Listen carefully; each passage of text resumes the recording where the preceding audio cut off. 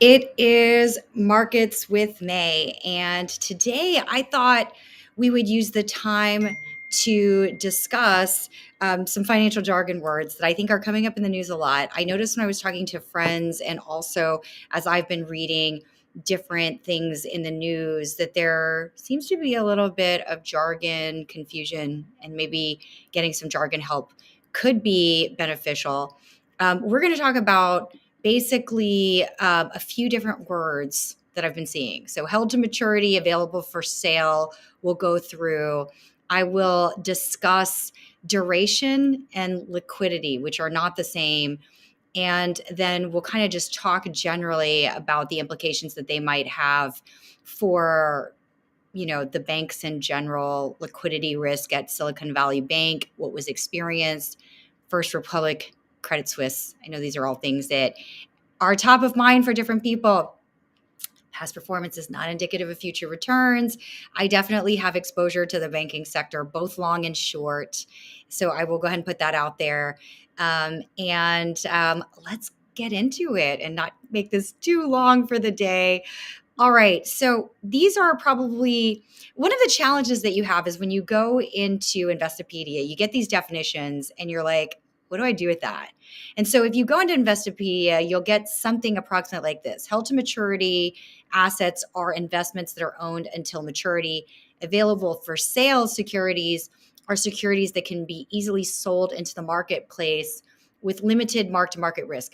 Now, that is I modified the available for sale security definition because honestly, if you read either one of those definitions from Investopedia, they're not helpful. And the reason held to maturity is not helpful is because it ignores the fact that what will happen is when you start to have increasing amounts of mark to market risk, meaning there's no buyers for the asset, it will move into held to maturity just by virtue of the fact that the bank doesn't want to take the loss. And let me explain. I want to show you very clearly why the bank wouldn't want to take the loss. And it has to do with what has been talked about as relates to duration risk. And there were a number of different ways to show this, and some of them got very complicated. I didn't want to get it complicated. Usually you'll see this diagram. And for some people, this diagram is enough. But for other people, you're like, no, you're going to have to show me the math. So really, the idea is that when bond yields decline, bond prices go up. When bond yields increase, bond prices go down. So when interest rates rise, bond prices, the actual value you're going to pay for that is going to go down. And that's what they call duration risk. But some of you guys are like, wait a second, I don't understand. Like, what does that actually mean mathematically? I'm going to get to that in just a second.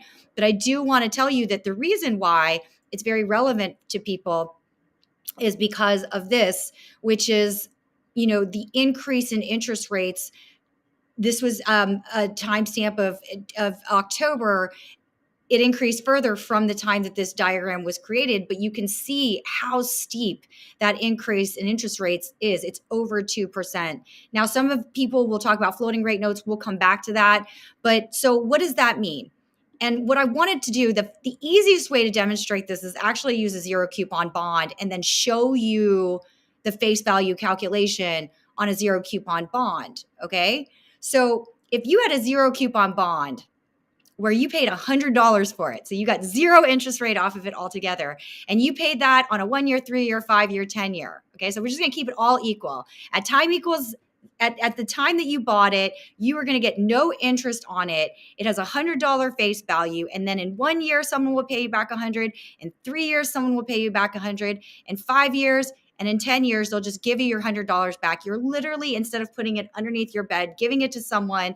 And in 1, 3, 5, and 10 years, on the day, you get to get it back. Okay, that math actually simplifies duration down a lot. Okay, so it's very simple how you would calculate that. If you've got more going on than this, then the calculation still does approximately the same thing because this is the biggest component of the face value part of it. But you do have to do some modifications, but we're going to keep it really simple. The bond math is just the face value of the bond divided by 1 plus the new rate to the time year situation, right? So to the years, the number of years, okay? So if you increase by 100 basis points or 1%, the face value goes to 99. 3 years, it goes to 97, and then so on and so forth. So if the Fed increased 1%, a 10-year duration will lose approximately 10% of its face value. And that's what you're marking to market, is that change, right? Now, realizing that this can still be, once you have a coupon, the dynamic changes, but we're still talking about roughly 10%, just for the simplicity of this. But if they held it all the way to maturity, they wouldn't have to take anything, right? So in this case of a zero coupon, I wanted you to hold my $100 for 10 years, and then on the 10th year, I'm gonna come back and get my $100. But if I sell the right to do that, I take a $10 loss immediately on my $100. That's why so much ended up in held to maturity. And that's why when you start to have an interest rate rising scenario, held to maturity assets increase in size as a percentage of the asset portion of the balance sheet. Remember, it's like backwards for a bank or really any company that's doing this behavior. Okay, so that being the case, that's what you're seeing is when you've got a 200 base, because this is 1% and what it does to your bond portfolio. On 2%, it's going to do more than that. Okay, just to give you sense for why all of this conversation, duration risk, etc., is not necessarily fair. Now, there is a thing called a floating rate bond. Okay, and so you do have floating rate notes that were issued by the Treasury Department that is starting 2014. Some people who are old may not realize that the Treasury also provides floating rate notes and that duration. And so that's kind of a thing that I wanted to show you. But again, I really want to make sure it's clear that when they're talking about duration risk, if you had like very short dated notes, you would still be taking a 3% loss, which is kind of painful, right? Because this is the Treasury. This is supposed to be the risk-free rate. I gave you $100. I'm losing $3 because you raised interest rates, right? That's what we're saying here. In the case that it's more, it's more. So that's what we're talking about here, and that's why the held to maturity portion of any balance sheet, let alone bank balance sheets, gets bigger, because if you did not hedge out this risk, then you were basically eating something that should be okay. There's no danger you're not going to get paid back. Okay. So I want to really clarify that, because sometimes you need some numbers to help you really visually see what's up and what's going on. Okay. So some of you I know that watch me are like deep in the know. So this was like, whatevs may, I got it. Okay. All right, good. Awesome. But for the rest of you, hopefully that is helpful. Okay. I want to talk about this too, because I noticed this can be a confusion point for people. People think that duration risk is liquidity risk. No. Duration risk is not the same as liquidity risk. They are two different things. Can duration risk and liquidity risk be related to each other? Yes, they can. I just kind of demonstrated a bit, very light treatment of it, what duration risk is. Okay, there's a lot more to it than that, but in general, that's like probably the biggest component of why duration, meaning like how old are your bonds, can be a problem. Liquidity is something different, okay? When you start to have held to maturity risk, the reason they kind of seem related is because when this dynamic happens, no one's buying your 10-year bonds, because they know that 10-year bond is not worth what it was before the interest rates increased, so to speak. So they're very related concepts, but not the same. But liquidity risk is actually technically something different. Liquidity risk is more so the risk you get or that you're taking because there's none of it or there's too much of it. Okay.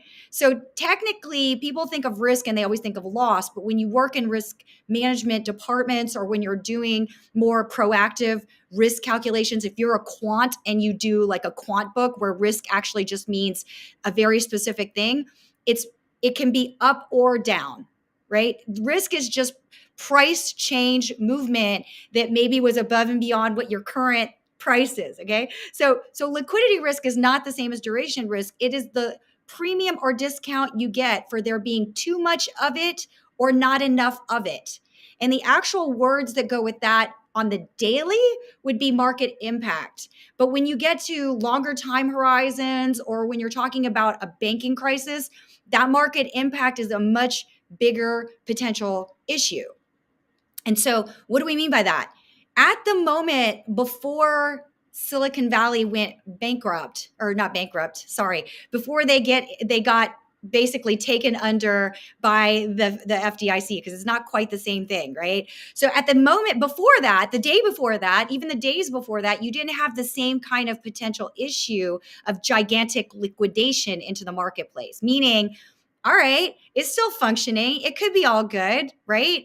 It could still be okay. But the minute that thing is no longer there and closing its doors, all of those assets have to be dealt with, meaning you've got a bunch of supply that now has to come in, and then somehow magically demand has to meet that. Okay.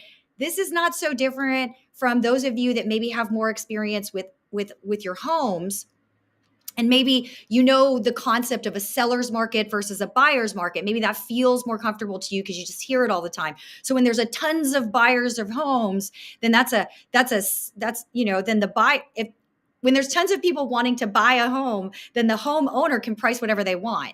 But when there's tons of people selling their home, the home buyer, um, you know, has a lot of power in that case. Hopefully I said that right and that makes sense. But the same thing happens in the marketplace, and it happens by asset class too. So if you're sitting there having a bunch of cash, the other day, you guys know I did that video on the private equity firms, and maybe this further clarifies why I'm researching them.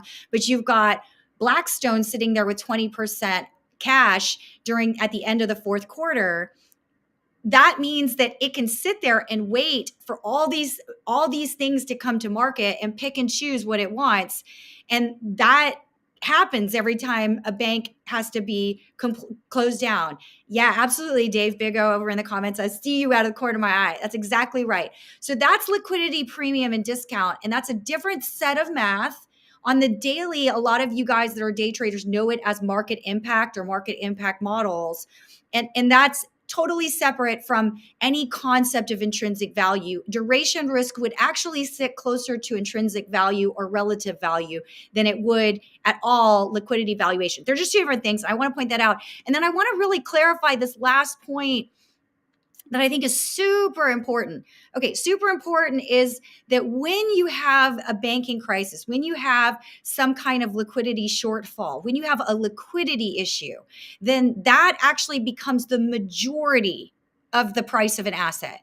That's what makes held to maturity dangerous. That's what makes bank runs dangerous. That's what makes a banking crisis very, very difficult. So that's the issue. It's not intrinsic value when you have a bank run, although that is very important because the buyers are then going to come in and try to tell you like what they would take for the price. That's why when Silicon Valley went under, you had hedge funds coming in saying they'd buy the deposits at 50 cents on the dollar. What they had was time, which you didn't have as a poor person trying to make your business work as a startup. You might not have had time to give people payroll. And so liquidity value becomes the majority of value when you have a liquidity crisis, AKA a bank failure, AKA any number of things. And just because I think there's an irony to this, because all my AMC folks know this really well, when it's a banking crisis, other words that are used to express that jargon is a liquidity crunch or a liquidity crisis. And that's when you have lots of sellers and no buyers. Okay.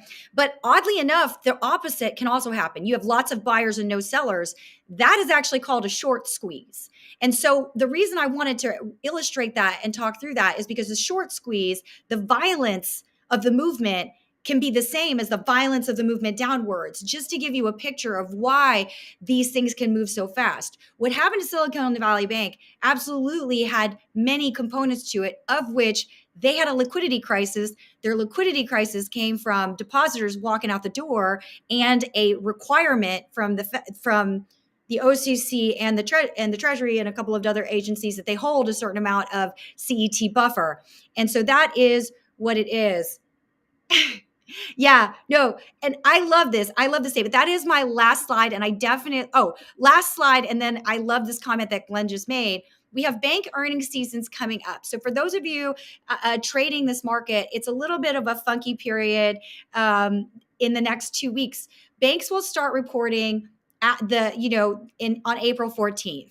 Okay, so this weekend, Good Friday. Next weekend, hopefully it's a Good Friday, but we don't know for sure. But that will be when earnings season starts. So that's the timing for anyone that's more of a trader, more of taking like bets on when they would get the next data point. But that everyone will be watching like a hawk.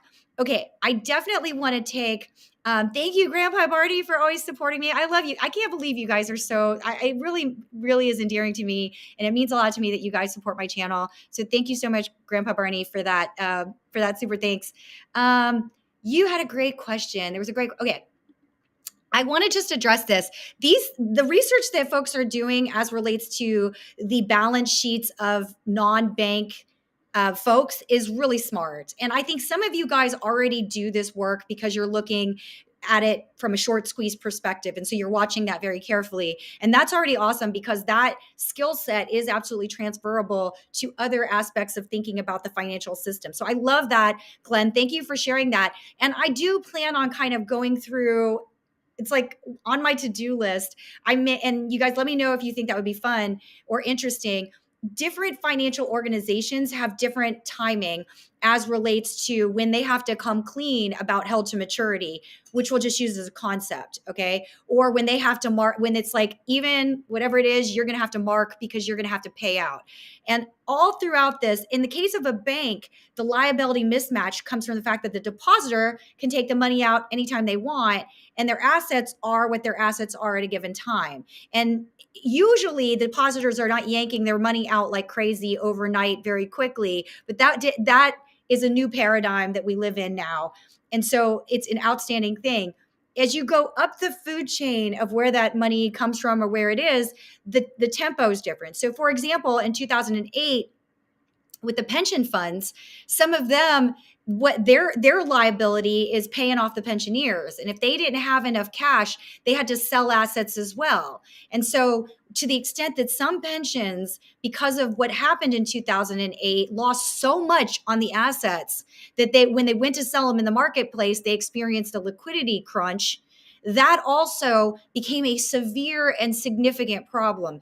Different types of financial organizations have a very different tempo. So for the pension funds, it's whatever they owe the pensioners once a year or once a quarter or once a month. I know different people that watch me are on pension, so they probably can correct me on that and put that in the comments, and that's super cool. But that becomes the tempo for them, is the cash balance that they need. And then there's some other things as relates to pensions, but I will go through that at some point. All right, let's see. Do we have any other shout outs? Or I want to say hi, Pam the Trader. Always appreciate you. This is such a nice community. I really appreciate you guys. Juicy Guts, you crazy. Really nice. Thank you so much for coming and stopping by. Dave Bigo, always appreciate you. Olga Notzowski. I'm terrible with names. I'm so sorry. I've seen your name more than once, so really appreciate you for stopping by. James Harris, thank you. And Sean, thanks for coming. And I will keep it somewhat short. If I didn't get you, I apologize because I look at it in a funky screen. And until next time, good luck in these markets. Bye, guys.